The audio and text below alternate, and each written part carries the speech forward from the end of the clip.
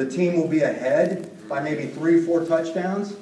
They're ahead because they did what? They were attacking, they were aggressive, they were going at it, they were blitzing the linebackers, they were throwing deep passes and so on. And then all of a sudden, third quarter comes around and say, we got a 3-score lead on them. Okay?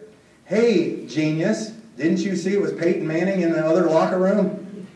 And all of a sudden you guys laid back and played prevent defense, and all of a sudden you guys lost because teams played not to lose instead of playing to win. I've read some books, like my favorite book of all time is Art Williams' All You Can Do Is All You Can Do, but All You Can Do Is Enough. There was a story in there about burning your bridges, leaving yourself no way of escape, making it happen. And I looked at my life, basically broke, alcoholic, bouncing bartender. Okay, you can pretty much go up a little higher from that one. Right? There's room for improvement on that one. That's not what I was dreaming about in high school. I was supposed to go to the military and broke my femur and put pins in it, and I got discharged, and I didn't know what else to do. That was just a random thing I ended up picking up doing because I had a skill. What I figured out, though, was some of these stories in the book were amazing, and the people that I watched. Like, I remember listening to Paul tell about how he quit his job, and he was making like $14 a month on his residual check. Or his $7 a month, and his wife said, hey, I'm going to go ahead and quit my job too. We'll make $14 a month, and we'll start the day together.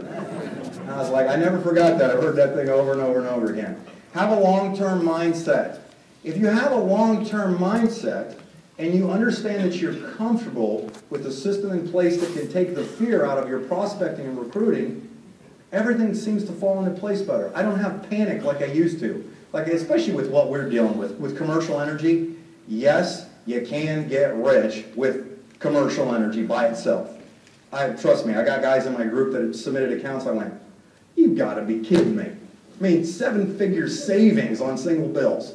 7 figures. I'm like, what? So that's the possibility. But I'm talking about stuff, if you had more than enough money, my cup runneth over kind of money, right? How many of you like with more than enough money, right? More than enough. It's get out of survival mode. It's exhausting. Survival of your finances is exhausting, okay? Have a long-term mindset on it. Tell people where you're going to be. Not tell them where they should go after they get said no to your opportunity, but tell people where you are going to be. This was really, really kind of a cool thing that I learned from a guy I was able to do business with. He was a 6-figure money earner monthly for 8 years. 8 years he's just been consistently making over $100,000 a month. And he said when he first started, what he learned was, out of your heart the mouth speaks. He would tell people what he was going to do and where he was going to be in 6 months. In 6 months, give me your Dean. In 6 months, I'm going to be making $5 grand a month with this thing. Guess what? Who cares what Dean thinks? You know why? It's him saying it.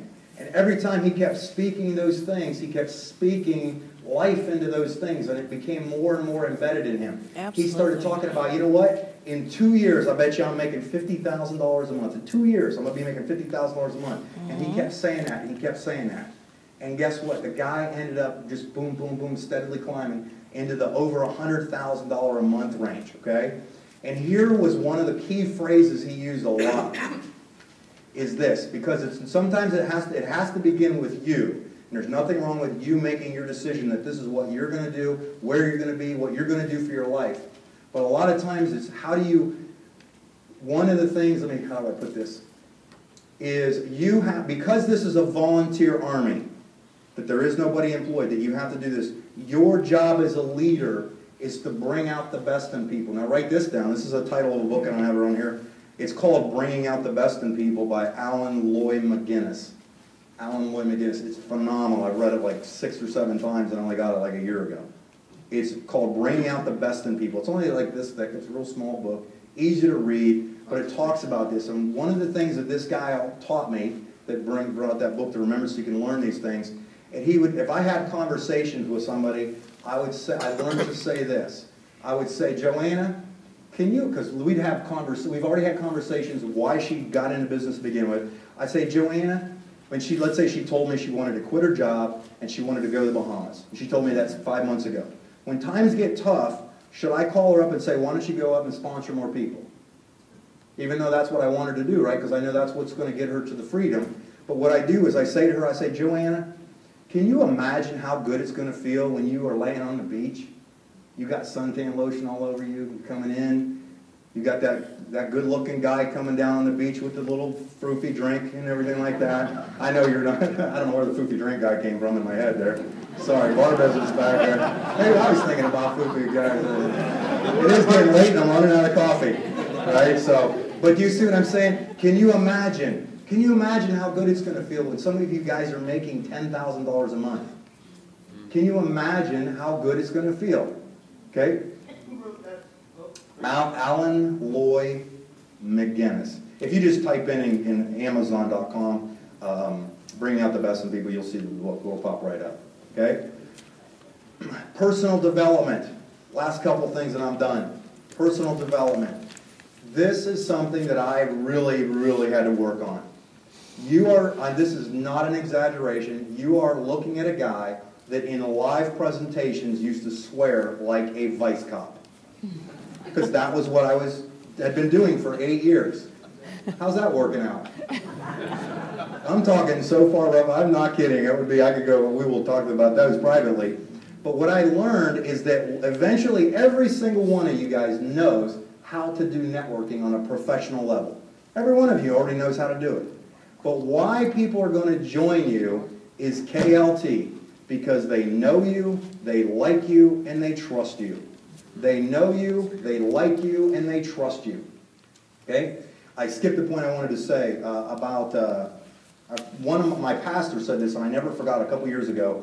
He said, here's the thing, because everybody wants to quantum leap to success, but he was talking about, because he owns this really big successful sales organization and thing. He was a successful business person before becoming a pastor. And he said what he finally learned is that the only thing you truly owe your people is an example of success. They're still going to have to walk their own walk. And it took all the burden of thought about me and relief on there. And then I had another guy that I knew that was a multi-millionaire networker, and I was reading another network marketing how-to book. And he goes, you already know how to do network marketing better than 99% of the people you can recruit.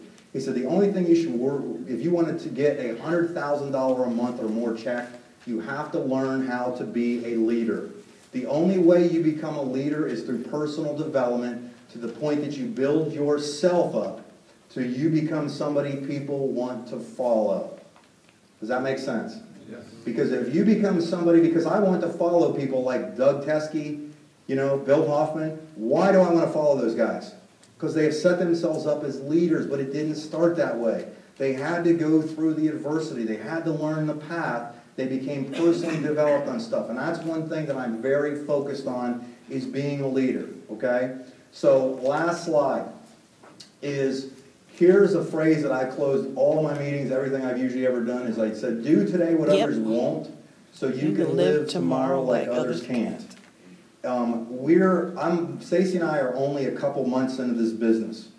We've already seen some amazing things happen. I've gotten a chance to just meet a few of you already, okay?